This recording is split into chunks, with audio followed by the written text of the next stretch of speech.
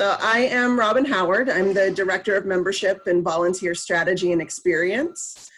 In that role, I am here to ensure that CUR members and volunteers have a great experience when they use our member benefits, and hope that these experiences and the resources that you might find will help you in your role in supporting and mentoring undergraduates.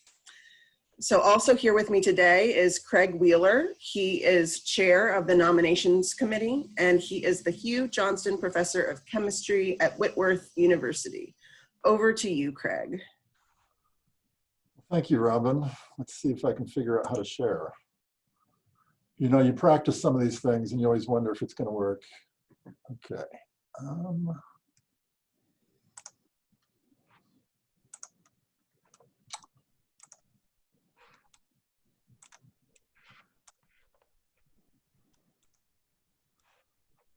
Okay, hopefully everybody can see this. I just have a few short slides.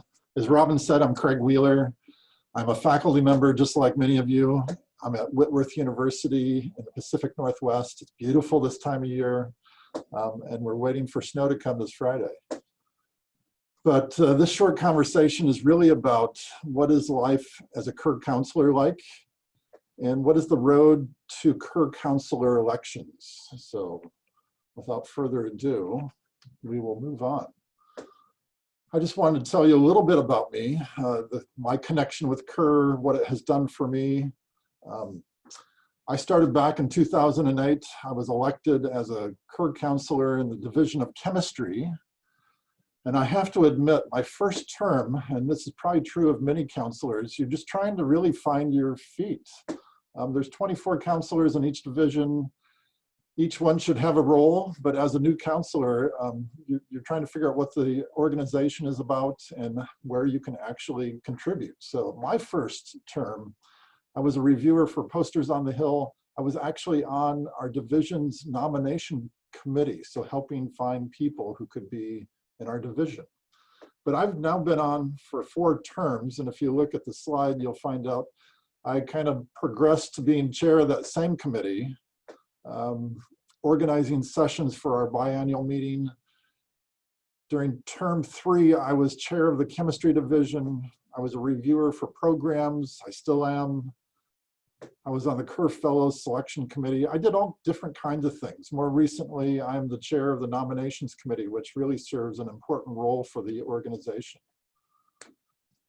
And I have to admit, I felt pretty good as a faculty member and what I had accomplished when I joined CUR, but sitting next to 24 or 23 other counselors that are also kind of type A personalities, really driven.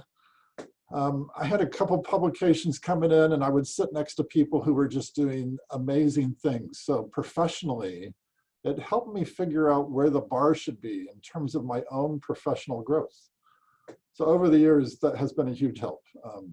Connecting with people, networking, but also advocating for the undergraduate research community, which is really what we do here. For the next few slides, I kind of wanted to give you some background into CUR. We do have an executive board, and they do their own thing.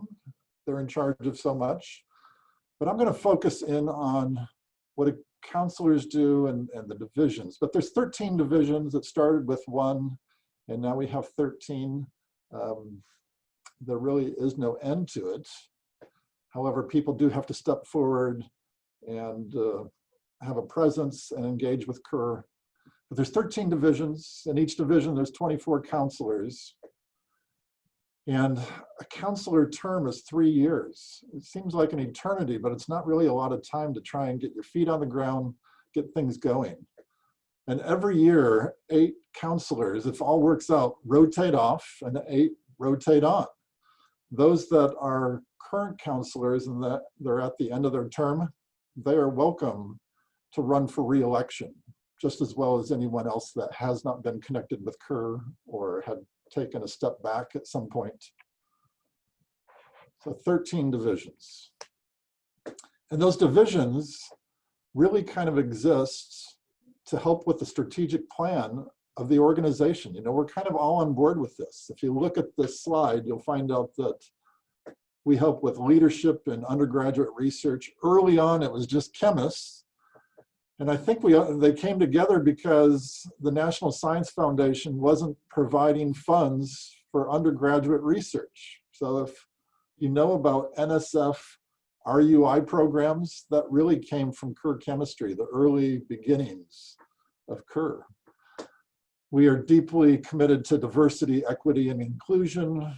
We advocate and we have partnerships. We collaborate with communities. And the last one is accountability and sustainability. So these are what we're working on at the moment. And each division should really have a presence in many of these areas for sure. So within all of that, there are various committees. There's lots of committees in CUR. And so new counselors show up and they wonder what they should be doing. Well, there's always a seat at many tables. We have standing committees, we have continuing committees. Some of these are elected positions. Some of these are just representatives from the divisions. And it's the chair's duty to select them. We have award review committees, conference committees. There's lots of different places for sure. So outside of that, each division has their own initiatives as well. I'm just going to show you a few from the Division of Chemistry. It's different for every division. So if you went to social sciences or physics or the health sciences divisions, they may have a whole group of projects that they're working on that's different than maybe what chemistry is. But we spend a lot of time on advocacy and we partner with a lot of different organizations. We have our own newsletter and social media. We try and mentor faculty. More recently, we set up an award for outstanding mentors in chemistry, working with undergraduates. So that's some of the ideas and things that are happening. And I have to admit, there's all these committees in CUR and they need to be populated and we work on them together. But it's also fun to work within the division and come up with ideas. What are the things that are really missing or lacking within our own community that need help? And so having new faces, new CUR counselors is super important.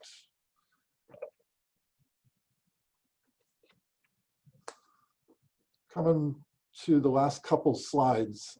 I know you probably want to know about the expectations for counselors. And in some ways, that's really hard to answer. There's a few things that are set in stone. We have an annual business meeting that typically happens in June of each year. And we meet face to face. Last year, it was virtual, and I think that was the first time ever. But typically, we meet once a year at the annual business meeting in person. And that's really where a lot of our planning gets done. We sit down within the divisions, but also these committees that I showed you, and we plan for the year. Counselors that missed that opportunity really have missed out on a year of effort. We do things during the year, but it gets set up at these ABM meetings. The other expectation is that counselors will be engaged. I mean, there's no set path for that. And the divisional chairs help with the new counselors. But we really want them to be connected with the division and CUR-wide initiatives. In terms of time, for me, this COVID thing has turned our world upside down, right? We have less time than we have had in the past. But I don't work every month on CUR activities. As the chair of nominations, this is the time of year that we get a lot of stuff done. So we have lots of conversations in the fall and early spring. In the summer, not so much. It really depends on what you're involved with. I'm also involved with organizing sessions at national meetings, and that happens throughout the year. But it really depends on your division and what are the activities. I hope that helps. And my last slide, I thought I'd give you perspective on how things happen in terms of a timeline. So we are in the middle of nominations. So nominations for CUR counselor elections. You can nominate yourself. You don't have to have someone else. You must be a member of CUR by the time you go up for election. But what you should expect, nominations, if you've already done it, you know what's coming. There's a series of questions that you should answer. And the number of, they have a set number of words that you can't go over. I think it's 300 for some of these, but they're questions related to undergraduate research and CUR initiatives. They also ask you to provide a link. I think that's what we do in chemistry of your CV. So that's also helpful. And that goes from October 1 to November 15th. I'd be happy to answer any questions, or if you know people in CUR, ask them about the process. Then we have the elections from January 5th to the 31st. In between there, you'll notice I've got an arrow. Each division has to establish their own slate of candidates. If you have, again, we're looking for 8 new counselors in each division. If you have 30 who put forward their material, that's probably not a good strategy for election. And actually, we have lots of eager candidates. Some of them just don't have enough experience, or they will in a couple of years. We oftentimes ask them to hold off for a year. So once we have elections on February 16th, people are notified, the nominees. But truly what we're looking for is diverse divisions that are doing lots of fantastic things related to undergraduate research.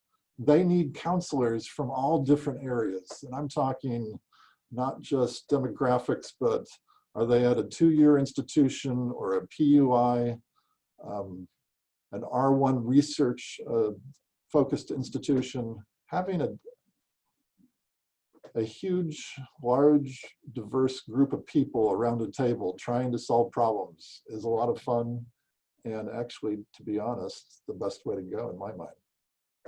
With that, I think I'm going to stop. I'll probably turn it back over to Robin, and we're probably going to open it up for questions.